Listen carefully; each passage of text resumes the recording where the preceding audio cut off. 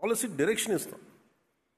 So సమర్థవంతంగా చేసి ఈ రోజున మనం సాధించింది ఏంటి అంటే, ముందు 10,000 మంది పైచిలుకు, దాదాపు ఇంకొక 3-4 వేలు వస్తాయి మన ప్రమోషన్స్లో. ఇది ఉమ్మడి ఆంధ్రప్రదేశ్లో కూడా జరగలేదు. ఈ రోజుకి నాకు మన మన తెలంగాణలో జరిగిందో లేదు కూడా నాకు ఇంకా తెలియదు. ఐ థింక్ ఇది ఇంకా ఇలాంటి రిఫార్మ్స్ ఇంకా అక్కడ ఇంత పదోన్నతులు ఇంకా అక్కడ జరిగినట్లేదు. అంటే ఇది ఒక ప్రెసిడెంట్ అయింది మన ఆంధ్రప్రదేశ్కి. సో నేను మీ బాగోగులు కోరుకునే వ్యక్తి, మీరు బాగుండాలి. ఎందుకంటే నా తండ్రి చూసేవాడిని. అంటే నేను పుట్టేటప్పుడు మా ఫాదర్ హెడ్ కానిస్టేబుల్గా ఉండే, పెటీ ఆఫీసర్ అనేవాళ్ళు. సో మా అన్నయ్య గారు పుట్టేటికి ఆయన ఒక కానిస్టేబుల్గా జాయిన్ అయ్యారు.